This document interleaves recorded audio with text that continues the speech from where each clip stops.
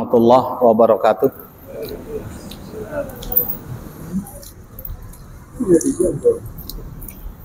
Alhamdulillah alladzi an'ama alaina wa hadana ala dinil Islam.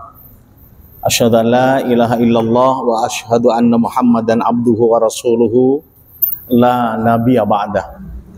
Allahumma salli wa sallim wa barik ala nabiyina Muhammadin wa ala alihi wa sahbihi wa man tabi'ahum bi ihsan ila yaumil qiyamah. Qala Allah Ta'ala fil Qur'anil Karim, a'udzu billahi minasyaitonir rajim, bismillahirrahmanirrahim. Rabbi bima aghwaytani la uzayyinanna lahum fil ard wa la ughwiyannahum ajmain ila ibadaka minhumul mukhlasin. Shadaqallahul adzim. Amma ba'du. Jamaah maghrib yang malam ini insyaallah sama-sama dimuliakan oleh Allah Subhanahu wa taala. Atas pertolongan Allah, atas ridha Allah pula kita berada di bait Allah ini dalam rangka kita taklim tentang dinul Islam, tentang agama yang kita anut sebagai bentuk konsekuensi kita sebagai makhluk Allah, bahwa din al-Islam itu adalah merupakan satu-satunya din yang Allah ridhoi. Oleh sebab itu semoga kedatangan kita di taklim ini sesuai dengan janji Rasulullah sallallahu alaihi wasallam. Orang yang datang ke masjid dan tidak mengharapkan sesuatu apapun kecuali untuk mengetahui kebaikan, maka kedatangannya oleh Allah, kata Rasulullah, disejajarkan dengan orang yang melaksanakan ibadah haji yang sempurna. Semoga malam ini pahala kita memperoleh dari Allah seperti kita melaksanakan ibadah haji yang sempurna. Dan pada saat taklim kita cuman tidak sekedar menambah wawasan, tetapi mengaplikasikan pada saat taklim ini agar menjadi sebuah bentuk pengabdian kepada Allah Subhanahu wa taala. Mari kita bersama awali taklim ini dengan bersama-sama membaca basmalah. Bismillahirrahmanirrahim. Jamaah maghrib yang dimuliakan Allah, dua ayat yang saya sampaikan tadi itu adalah merupakan prolog dari judul yang saya berikan. Ternyata ikhlas itu mudah. Kenapa saya katakan ikhlas itu mudah? Agar kita sendiri yang nantinya kemudian mengaplikasikan ikhlas itu mudah atau tidak. Tetapi saya katakan dengan ayat-ayat nanti adalah ikhlas itu adalah mudah. Ikhlas itu akar katanya adalah kholasah. Sekali lagi kholasah. Kholasah itu artinya bening. Bening itu murni. Secara etimologi bahwa kholasah, orang yang ikhlas itu dia murni. Kalau terminologinya adalah murni kepada siapa? Murni ketika dia beribadah kepada Allah, bahwa ibadah yang dia kerjakan adalah hanya untuk Allah, bukan untuk siapa-siapa. Kita taklim adalah karena Allah, bukan karena takmir, bukan karena kita ingin disanjung tetangga, bukan karena ingin kita dianggap orang yang paling amal solehnya bagus, tetapi kita bersimpuh untuk taklim ini adalah khalasah, murni karena Allah. Kenapa? Kalau orang sudah ikhlas itu murni karena Allah itu, orang itu tidak bisa digoda oleh setan. Selagi orang yang ikhlas itu orang yang tidak bisa digoda oleh setan. Yang bilang itu siapa? Ya setan itu sendiri. Yang berkata bahwa tidak bisa digoda, ya setan itu. Setan mengatakan, ya Rabb, makhlukmu ini, manusia ini akan aku datangi dari depan, la'atiyannahum katanya setan itu, aku datangi dia biaidihim, dari depan, dari belakang, dari kanan, dan dari kiri. 4 arah ini dikepung kita oleh setan. Dan aku yakin ya Rob, dia, makhlukmu yang namanya setan itu, gara-gara dia aku diusir, dia tidak akan banyak bersyukur kepadamu. Tetapi pada ayat Al-Hijr yang saya bacakan itu adalah Rabbi bima aghwaytani la uzayyinanna lahum fil ard. Karena engkau sesatkan, maka akan aku goda manusia itu, semuanya yang ada di bumi itu. Tidak peduli, ajma'in, keseluruhan, nggak peduli apakah dia adalah keturunannya Rasul, apakah dia keturunannya Nabi, apakah dia keturunannya Bromo Cora, semuanya akan digoda. Apakah dia seorang penyuluh agama pun akan digoda oleh setan itu, ajma'in. Kemudian dia tutup dengan ayat yang 40-nya, illa ibadaka minhumul mukhlasin, kecuali hamba engkau yang ikhlas, yang tidak bisa aku goda. Kita datang, duduk, kalau ini karena semata-mata bukan karena Allah, setan sudah berada di lingkungan kita. Tetapi kalau kita niatnya adalah ikhlas, maka setan tidak akan datang di sisi kita. Itu perlunya. Bagaimana nanti kisah yang saya nanti sampaikan, beberapa ayat, kita termasuk mana. Tetapi penutupnya saya berikan juga sekarang. Saya mencoba untuk tidak induksi dan deduksi, tetapi saya coba memadukan itu. Ini perlunya. Kemudian yang terakhir, penutupnya saya sampaikan sekarang juga. Agar nanti dalam case ini, kita termasuk yang di mana. Dalam Al-Quran Allah menyampaikan begini, ya ayyuhalladzina amanu jtanibu katsiran minadh-dhon. Hai orang-orang yang mengaku dirinya telah beriman kepada Allah, janganlah engkau banyak berburuk sangka. Ijtanibu katsiran minadh-dhon, jangan banyak berburuk sangka. Inna ba'dadh-dhonni itsmun, berburuk sangka itu adalah dosa, kata Allah. Wala tajassasu, jangan kamu mencari kesalahan orang lain.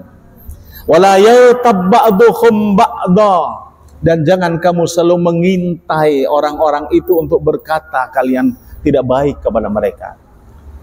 Ayuhibbu ahadukum ayyakula lahma akhihi maita, sukakah engkau, kata Allah, memakan daging saudaramu yang telah mati, bangkai saudara kita? Fakarih tumuhu, tentu kau jijik, kata Allah. Bapak, tentu kalau kita banyak berburuk sangka kepada orang, maka Allah mensejajarkan kita dengan kita memakan bangkai daging saudara kita. Apakah kita jijik, kata Allah? Jijik tentunya, kata Allah. Di era politik, di bulan politik, di bulan yang sekarang sedang viral-viralnya di dunia, di Indonesia adalah viral politik. Khalisah sudah saya berikan, dan ayat ini itmun, yang banyak orang berburuk sangka antara politik dengan lawan politiknya, yang selalu mengumbar nafsu keangkara murkaannya, menyalahkan orang-orang lain, maka tentu pribadi kita sama dengan orang yang makan daging saudara kita yang telah mati. Tetapi yang saya ceritakan bukan perkara antara Pak Anies, Pak Ganjar, dan Pak Prabowo, dan Pak Gibran yang secara otomatis di usia itu bisa diperoleh mencapai wakil presiden, calon wakil presiden, bukan itu. Tetapi adalah orang yang selalu menyangka itu. Tetapi yang saya ceritakan nanti adalah umat Islam yang menghujat sesama Islamnya. Pak, Bapak sering menonton tentang peristiwa Israel dengan Palestina. Hari ini Atau kemarin-kemarin sering nonton enggak di YouTube tentang Palestina dan Israel? Kalau nonton bagaimana orang yang menghujat terhadap pejuang-pejuang Islam. Dulu Pak, kalau Bapak masih ingat perjuangan Palestina yang dipimpin oleh PLO Yasser Arafat. Yasser itu bersumpah bahwa dirinya tidak akan menikah sebelum Palestina itu merdeka. Tetapi dia melanggar sumpahnya, Pak Yasser itu. Dia menikah dan kemudian wanita yang dia nikahi adalah orang Yahudi. Sekarang Palestina itu diperebutkan oleh berbagai macam agama. Jangan kemudian yang Islam kalau tidak mempelajari Al-Quran menuduh pejuang-pejuang Islam yang ada di Palestina itu sebagai orang-orang teroris. Karena ada umat Islam Indonesia, tokoh Muslim Indonesia menganggap pejuang Palestina itu teroris. Ada yang mengatakan, pergilah kau hei penduduk Palestina, keluar dari Palestina, itu lebih baik darimu. Itu tokoh ulama internasional. Yuk kita belajar bersama Al-Quran ini. Jangan kemudian kita menafsirkan Al-Quran yang Al-Quran itu sudah qad'i. Jangan tafsirkan. Kalau doni harusnya dengan hadis. Kalau hadisnya tidak sepakat, maka ar-ra'yu yang harus kita keluarkan. Bapak, waktunya sampai Isya itu pukul 6:30. Lebih sedikit nih. Semoga dua tadi ayat yang pembuka penutup kita di mana. Saya sengaja menuliskan ini Pak karena agar tidak simpang siur. Tidak simpang siur karena banyaknya orang yang kemudian menghujat para pejuang-pejuang. Mari kita lihat ayatnya. Nabiullah Ibrahim alaihissalam sebagai abal anbiya itu ketika selesai dia menaikkan kiblat itu, ya tak? Kemudian beliau berdoa.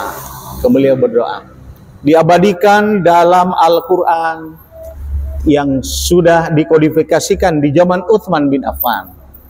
Yang pertama 30 juz, 114 surat, 6.326 ayat dan 310.180 huruf. Jangan kita tafsirkan kalau itu sudah qad'i. Sekali lagi, doa Nabi Ibrahim diabadikan dalam surat Al-Baqarah ayat 128. Kalimat Nabi Ibrahim begini, Rabbana waj'alna muslimaini laka, ya pencipta kami, wahai pelindung kami, kata Nabi Ibrahim, jadikan kami, maksudnya dia dan istri dan anaknya yang ada pada waktu itu, wa min muslimaini laka, yang pasrah kepadamu ya Rabb. Wa min dzurriyyatina, kata Nabi Ibrahim, dan juga anak keturunanku wahai Rabb. Ummatam muslimaini laka, jadikan umat yang pasrah kepadamu. Ini doa Nabi Ibrahim Pak, yang tidak berhenti sampai dia meninggal dunia, dan diabadikan di Al-Quran pada surat Al-Baqarah 128. Sampai sekarang ayat itu masih ada. Bapak buka nanti doanya itu. Selanjutnya, siapakah anak Ibrahim itu yang populer? Dari istri pertamanya belum punya anak, kemudian dia punya istri kedua, melahirkan namanya Ismail, yang kemudian menjadi Nabiullah di Arab. Kemudian lahirlah dari istri pertamanya namanya Ishak, yang dia tetap menyuluh menjadi nabi di Palestina. Hanya Ismail yang ada di Makkah itu, di Arab. Ishak ini kemudian melahirkan seorang anak namanya Yakub. Yakub ini populer dengan sebuah cerita ketika anak-anak kita mau tidur karena dia punya anak Yusuf. yang pernah dibuang oleh saudara-saudaranya. Saya tidak membawa kis ini malam ini, karena kalau bawa kis ini panjang. Maka kemudian lahirlah dari anak Yakub ini, yaitu Ishak, dan lahirlah dari Nabi Ibrahim lahir Ishak, dari Ishak lahirlah Yakub. Ketika Yakub mau meninggal dunia, maka Yakub berkata kepada anak-anaknya, Nabi Yakub ini punya 12 anak, Pak. Anak yang pertama dari istri pertamanya 6. Salah satunya yang terkenal adalah Yahuda, dari Lewi dan lain sebagainya. Kalau saya kupas, panjang juga. Dari budaknya dia lahir juga 4 orang. Budak, Pak, ya, dari budaknya. Budak itu zaman dulu nggak usah dinikahi. Dan dari istri keduanya, yang secara kebetulan istri keduanya Nabi Yakub itu adalah adik daripada Lea. Lea itu istri pertamanya. Lahirlah 2, Yusuf dan Bunyamin itu. Yakub kemudian oleh orang-orang Nasrani dalam kitab mereka digosok nama Yakub, dan kemudian dia ganti dengan nama Israel, karena Yakub itu katanya orang-orang Nasrani itu adalah orang yang ingkar dengan agamanya orang Nasrani, maka disebutlah dia Israel. Israel itu, Bapak, kalau dari bahasa Ibrani, Ibrani itu adalah pada saat Nabi Ibrahim masih hidup, maka artinya itu adalah hamba Allah. Israel itu hamba Allah. Dan Israel sekarang itu adalah nama orang dulu, yakni namanya Nabi Yakub, bukan negara. Itu yang patut harus kita fahami sejarah peradaban itu. Ketika Yakub mau meninggal dunia, diabadikan dalam Al-Quran, dia berkata, ya bunai, wahai anak kesayanganku, ma ta'buduna mim ba'di, apa nak yang akan kau sembah kalau aku besok mati? Ini Nabi Yakub loh, Pak, berkata ke 12 anaknya itu. Kemudian 12 anaknya itu berkata, na'budu ilahaka, kami akan menyembah sesambahanmu ayah, wa ilaha abaika, dan kami ini akan menyembah sesembahan ayahmu Ibrahim wa Ismaila wa Ishaq, ilaha wahidah, sesembahan yang esa, kata mereka. Wa nahnu lahu muslimun, dan kami ini adalah orang-orang yang pasrah kepada Allah Subhanahu wa taala. Bapak, Al-Baqarah 133 ini, apakah 12 anaknya Nabi Yakub itu adalah Yahudi? Saya tanya. Dengan ayat ini, Yahudi apa Muslim anaknya Nabi Yakub? Muslim. Wa nahnu lahu muslimun. Muslim, Pak. Sekali lagi, Muslim anaknya Yakub itu. Tetapi dalam perjalanannya, anak-anak Yakub yang mengaku dirinya Muslim, dalam sengketa keluarga, kalau saya ceritakan tentang Yusuf dan lain sebagainya, maka di antara anak mereka ada yang kemudian khianat terhadap apa yang dia sumpahkan, yang dia bicarakan dengan ayahnya. Sama dengan kita.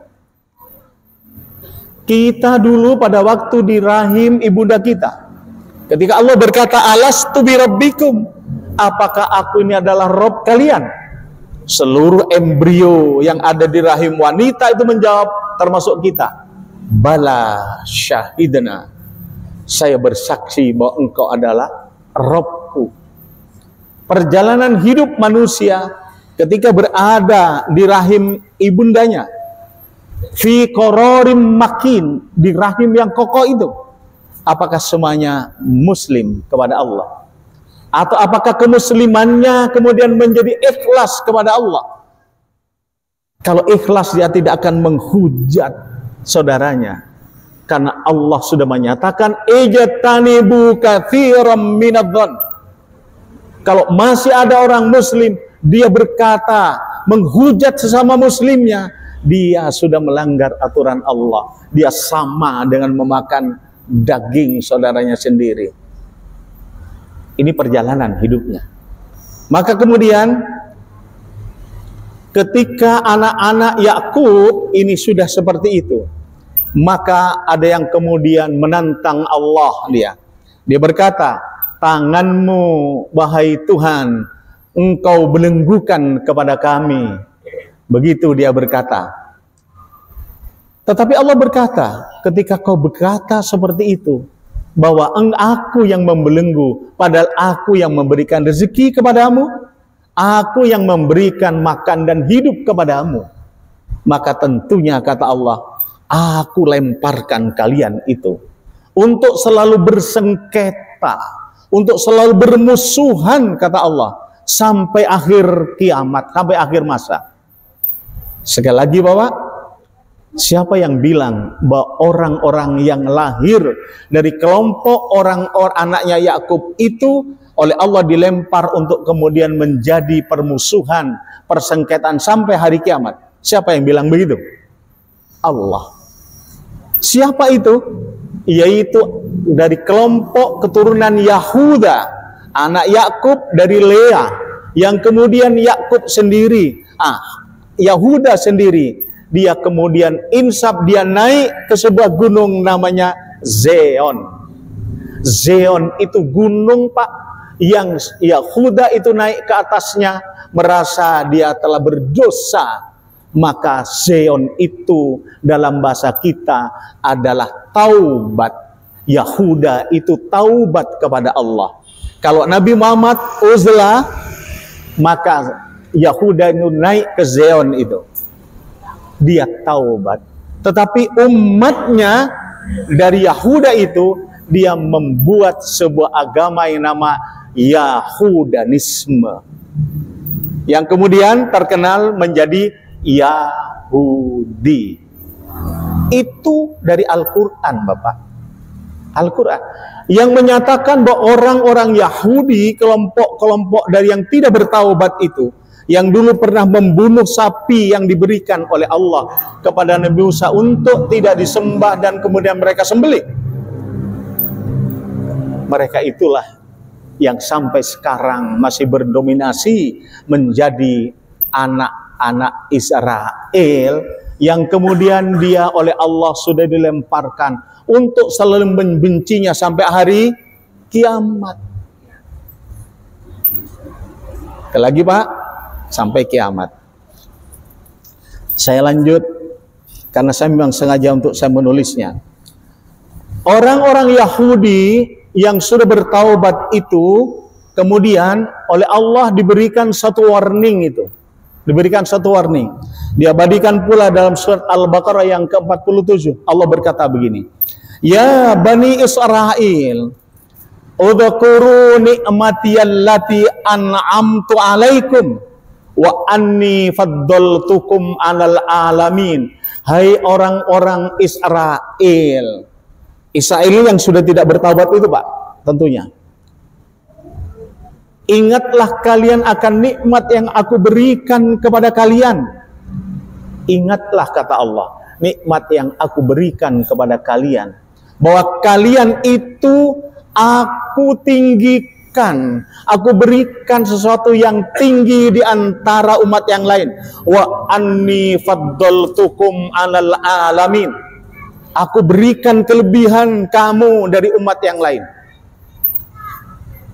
Pak, kalau orang Yahudi lebih pintar dari kita, itu adalah karena jaminan Allah. IQ-nya orang Yahudi itu 140 Pak, minimal. Dan penemu-penemu orang Yahudi sekarang di internasional itu mayoritas Yahudi. BlackBerry Yahudi, YouTube Yahudi, Facebook Yahudi, polio Yahudi, jarum suntik yang dipakai itu Yahudi. seorang gubernur yang gagah perkasa. Ketika saya 6 bulan ada di Amerika Serikat itu namanya adalah bintang film yang gagah itu menjadi gubernur. Namanya Schwarzenegger. Yahudi, Pak. Barack Obama. Sekali lagi, Pak, Barack Obama. Pada waktu saya di sana, Barack Obama itu masih menjadi senator. Senator itu DPR, Pak.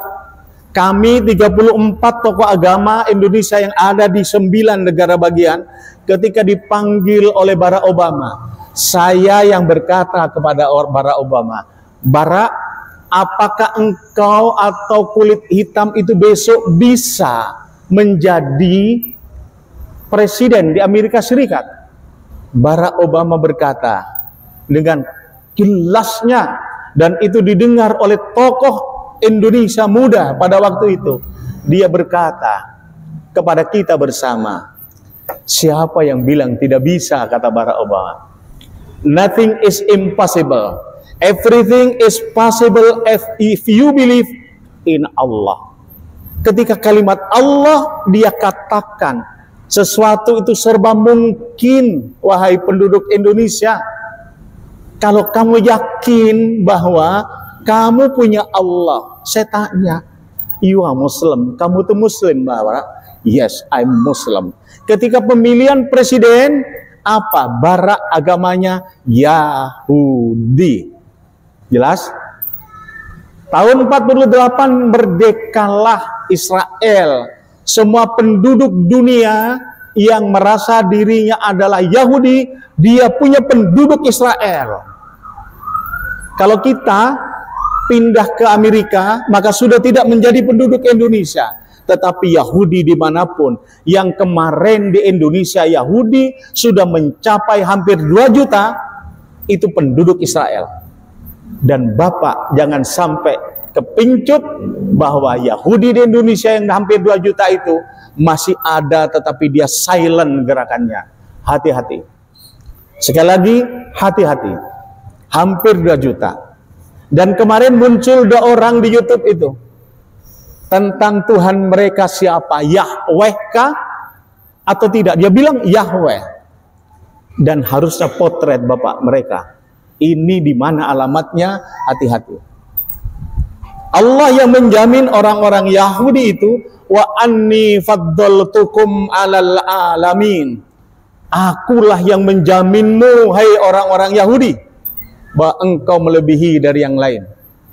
Tetapi bagi orang yang sudah ingkar kepada Allah, akan diberikan oleh Allah selalu bermusuhan sampai hari kiamat.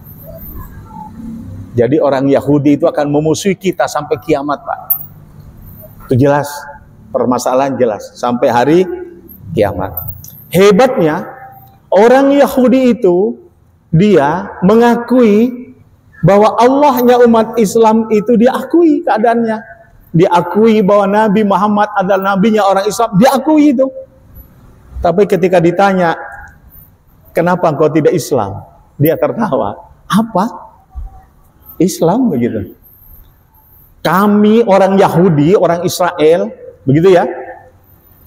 Musa bawa tongkat, dipukulkan ke laut, pecah belah, Pak ya. Orang Israel aja itu loh enggak ngikut Musa. Katanya orang Yahudi, kami loh enggak ikut Musa. Mana Muhammad? Coba mana Muhammad? Karena apa? Wa anni faddaltukum alal alamin. Hebat, Pak, IQ-nya orang Yahudi. Dan Yahudi itu merawat sesuai dengan kitab yang dia berikan.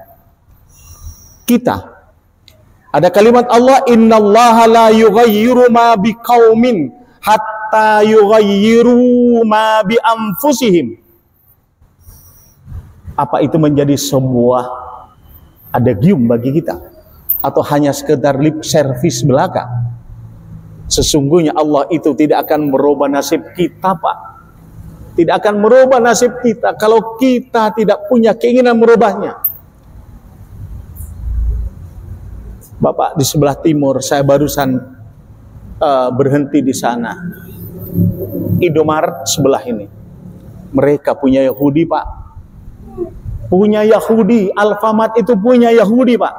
Tetapi siapa yang melaksanakan menjadi karyawannya? Muslim, Pak. Orang Muslim, Pak. Orang Yahudi itu merawatnya adalah satu. Ketika istrinya itu hamil, maka wanita-wanita Yahudi itu tidak berhenti dia menulis tentang matematika, berhitung sampai anaknya lahir. Ketika ditanya kenapa begitu? Karena ketika ibundanya belajar itu, maka masuk ke dalam otak anaknya yang ada dalam rahimnya itu. Selama dia hamil, maka perutnya dielus terus. Dengan bersenandung dia. Bersenandung dengan musik-musik klasik. Merawat dia. Dan setiap saat dia mesti makan kacang. Dia makan kurma dan minum susu. Kenapa dokter-dokter kita kemudian apa yang dikerjakan Yahudi ini tidak diteliti? Apa faedahnya kacang? Apa faedahnya kurma? Apa faedahnya susu? Kenapa Yahudi ini melaksanakan ini? Kemarin saya bercerita di depan dokter-dokter di kota Probolinggo. Jangan sampaikan makan kacang itu asam urat. Jangan katakan minum susu itu akibatnya kolesterol tinggi. Jangan katakan kalau makan kurma diabetesnya tinggi, kalau Bapak tidak pernah menelitinya. Dosa, saya bilang begitu. Sama dengan orang ketika bilang Homer itu haram. Apakah green sun itu haram? Jangan haramkan kalau kita tidak pernah meneliti. Orang Yahudi, Pak, merawat itu. Barulah kata dokter itu, harusnya Bapak jangan tiga itu. Dalam Al-Quran Allah nyebutkan makanan minuman surga. Salah satunya adalah zanzaliba. Zanzaliba itu adalah jahe. Pernahkah para dokter ini meneliti tentang jahe? Enggak pernah, Pak. Kenapa? Pemerintah Republik Indonesia ini kepada para mahasiswa dan orang-orang Indonesia yang mengadakan penelitian amat sangat kerek. Paham Pak, cerek? Keret-keret. Tetapi kalau dia mau keluar negeri, DPR-nya dibiayai mati hidup. Orang mau meneliti itu, Pak. Enggak cukup, Pak, kalau cuma 200 juta. Enggak cukup. Harusnya, Pak, kita merdeka. Pak, saya punya sahabat, jantungnya bermasalah, ditawari di sebuah rumah sakit di sini, 600 juta untuk bypass jantung. Kemudian dia datang ke Penang, ke Malaysia, hanya habis 180 juta. Sekarang masih sehat di kota Probolinggo. Katanya dia, Pak Ustadz Nur Hasan, di depan itu ada yang disebut hotel. Kalau saya rupiahkan hanya 200.000 rupiah dan bebas makan serta wifi-nya.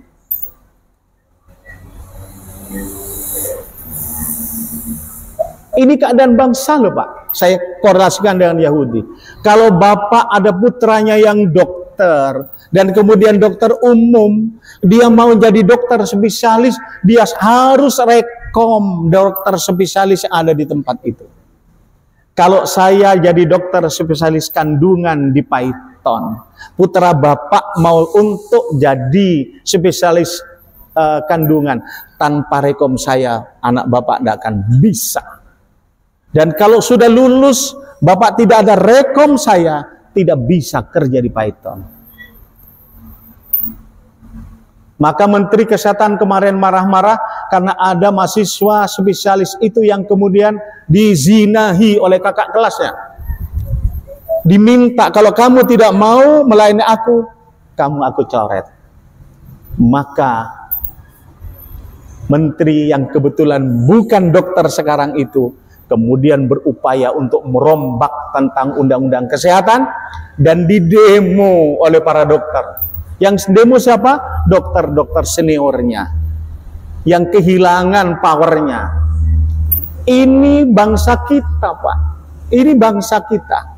Sementara orang-orang lain yang dia berkata, kami dulu tahun 75 kami sekolah ke Indonesia. Dulu Pak, tahun 75 saya masih di IAIN, di Fakultas Syariah. Orang Brunei, Malaysia sekolah di kita. Tahun 75 sampai saya selesai. Saya tidak tahu setelah selesai. Sekarang saya ingin tahu. Mereka lebih hebat dari kita. Dulu dia ke Arirlangga, ngemis Pak. Sekarang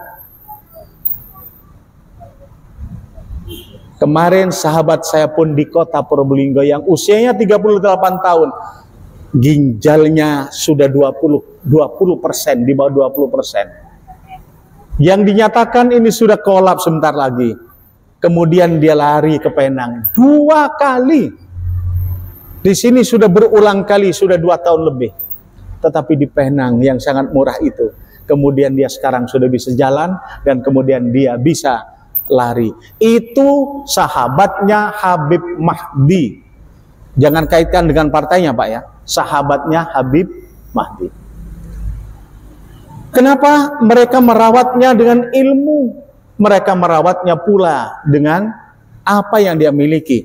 Ketika anak-anak Yahudi itu Pak, dia sudah remaja, wajib untuk anak Yahudi dari orang tuanya 3 bahasa. 1 bahasa Inggris, 2 bahasa Arab, dan ketiga bahasa Hebrew. Orang Yahudi masih remaja, dia sudah harus pintar ini.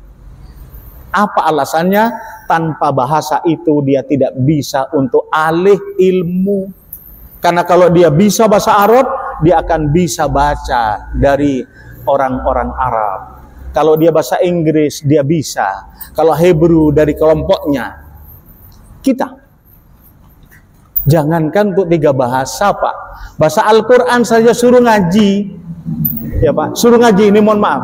Bapak kalau, mohon maaf ya, jangan tersinggung yang kebetulan saya sebut. Kalau putra Bapak kursus bahasa Inggris, matematika, dan kimia, bayarkan Pak. Bagaimana kalau putra Bapak tidak bisa mengaji, dipanggillah guru ngaji, berapa bayarnya guru ngaji? Bapak lihat sekarang, berapa bayaran guru ngaji? Memalukan Pak, memalukan. Ini keadaan Pak ya.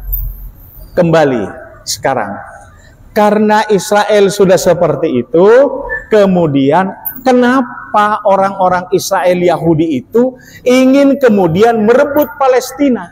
Apa alasannya? Jangan ada seorang ulama yang berkata bahwa perebutan Palestina itu adalah perebutan bangsa, nation state. Itu adalah perebutan agama Pak. Sekali lagi, perebutan agama. Jangan menuduh bahwa perebutan itu perebutan nation state. Dosa. Ini Al-Quran Pak. Pak, Yahudi itu, Israel itu ingin memperebutkan Palestina karena dia punya kitab, namanya kitab Tabut. Kitab Tabut itu adalah kitab yang menerjemahkan, mendiskusikan tentang Taurat. Kitab Tabut ini menjelaskan Pak, di bawah Masjidil Aqsa itu ada namanya Haikal Solomon. Jadi ini Pak, ini kalau Bapak di Palestina ya, ini adalah Masjid Al-Aqsa. Di bawahnya ini, kata orang Israel, itu ada Haikal Solomon. Ada tempat ibadahnya Nabi Sulaiman. Yang dia yakini adalah kitab sucinya dia. Yang bikin dulu adalah Nabi Daud. Nabi Daud meninggal, dilanjutkan oleh Nabi Sulaiman. Di dalamnya itu juga ada ring Solomon. Maka mereka harus menggusur yang namanya Masjid Aqsa. Besok mereka akan mendirikan Haikal Solomon. Apa ndak agama itu? agama, Pak. Pak, di dalamnya ada ring Solomon. Ring itu cincin, Pak. Cincinnya Nabi Sulaiman. Kalau Nabi Sulaiman pakai cincin, katanya sakti. Kalau Nabi Sulaiman tidak pakai cincin, Nabi Sulaiman tidak sakti. Dicolonglah oleh iblis. Maka Nabi Sulaiman katanya dalam kitab mereka, Nabi Sulaiman tidak punya kekuatan. Maka istrinya dipakailah oleh iblis untuk dizinahi. Tetapi Allah menggantinya tidak istrinya. Dia lupa ring Solomonnya yang dicari besok di bawah Masjid Al-Aqsa sudah ada di Probolinggo, Pak, dipakai ini. Ini ring Solomon nih. Kalau Bapak pakai ini bisa sakti nantinya. Kata tabut. Kemudian orang Nasrani menyebutnya pula, Pak. Kenapa? Di Masjid Al-Aqsa itulah dulu Nabi Isa itu terakhir kali mengadakan jamuan beserta anak buahnya dan dikhianati oleh sahabatnya Yudas, dan disaliblah namanya Isa sebagai penebus dosa. Maka tempat ini tempat suci bagi orang Nasrani, harus diperebutkan. Pak, ini yang namanya Masjid Al-Aqsa. Kalau Bapak nanti ke sana, sekarang kalau tidak salah Pak, umroh dengan Masjidil Aqsa itu 35 juta. Jadi seringlah silaturahim ke Bank Muamalat atau Bank BSI. Ini di sini ada, Pak, namanya Dome of the Rock, kuning itu. Kubahnya kuning. Itu adalah tempat take off-nya Nabi. Ada batu yang dulu diikat dengan tali karena bergerak. Sekarang di semen. Kemudian yang kubahnya agak abu-abu itu namanya ada kiblati, tempat kiblat kita, tempat kiblatnya Yahudi dan Nasrani. Dan kita pernah berkiblat ke itu selama 6 bulan. Maka Yahudi ingin memperebutkan agar besok ada namanya adalah Haikal Solomon menurut tabut mereka. Menurut Injil mereka, ini adalah tanah yang harus diperebutkan. Karena ini adalah tanah yang suci, darah mengalir di tempat itu sebagai penebus dosa. Islam menyatakan bahwa Masjid Al-Aqsa itu adalah merupakan tanah para rasul, mulai Ibrahim sampai Muhammad. Tanah di mana Nabi take off. Dulu orang yang salah dapat punishment, Adam Rasul dapat reward naik ke atas karena dia orang yang jujur dan sabar. Yang ketiga adalah dia kota yang ditaklukkan tanpa peperangan. Siapa yang menaklukkan? Umar ibnul Khattab. Umar ketika datang ke sana, Yahudi lari, Nasrani lari. Maka dijamulah Umar bin Khattab di gereja besar itu, dan ketika duhur Umar keluar sholat di emperan itu. Ketika ditanya, kenapa engkau tidak sholat di dalam? Aku khawatir besok kalau aku sholat di dalam, orang-orang Islam akan sholat di gereja. Itu kata Umar bin Khattab.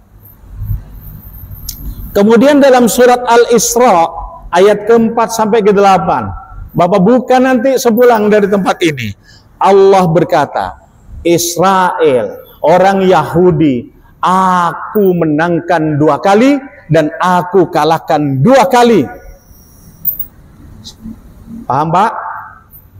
Ayat ya, surat Al-Isra ayat 4 sampai 8. Bukan nanti Bapak pulang. Dimenangkan 2 kali, dikalahkan 2 kali. Israel sudah pernah menang tidak, Pak? Pernah. Pernah dikalahkan tidak, Pak? Pernah. Oleh siapa? Umar ibnul Khattab. Sekarang, apakah Israel menang atau kalah kira-kira? Kalau Israel kalah, maka kata Nabi, hei Mu'ad, besok orang-orang Syam akan berjuang, akan berjihad di Palestina ini, di Syam ini, Sam itu Palestina termasuk Sam, Pak, ya. Akan berjihad dia sampai kiamat. Berarti peperangan Palestina itu sampai kiamat, Pak. Dan Allah pun menyatakan orang-orang Israel itu dilemparkan oleh Allah dan dibenci saling satu itu sampai kiamat. Dan kata Nabi, kalau besok khilafah tegak di Palestina, maka kiamat sudah dekat. Pertanyaan saya adalah, masihkah kita menghujat kepada orang-orang Palestina yang berjuang itu?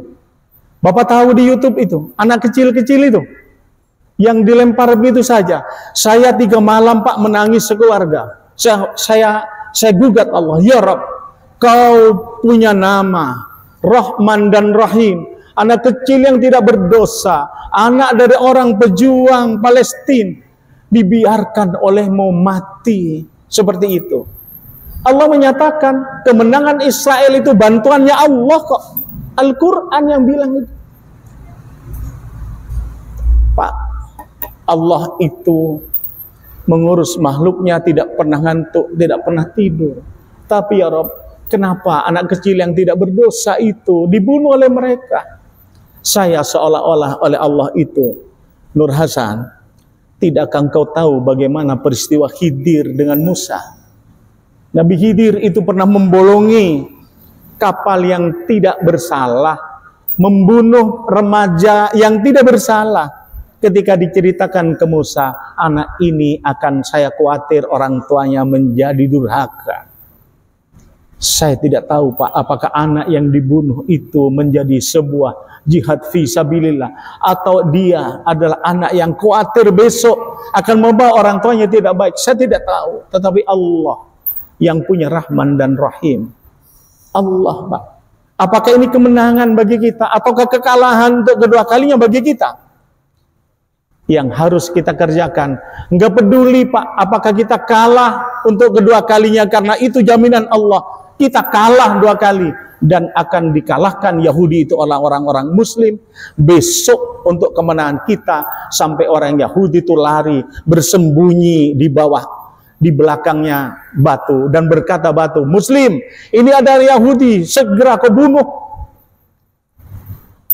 Kapan itu terjadi? Kapan? Kita nggak tahu, Pak. Gaza dibombardir. Jangan kemudian kita menuduh orang-orang Hamas itu teroris. Jangan, Pak, jangan. Bapak belum pernah ke sana, jangan tuduh itu. Jangan tuduh sekarang orang-orang yang berjuang itu adalah kehendak dan ingin kelompoknya. Jangan, mereka mati adalah jihad.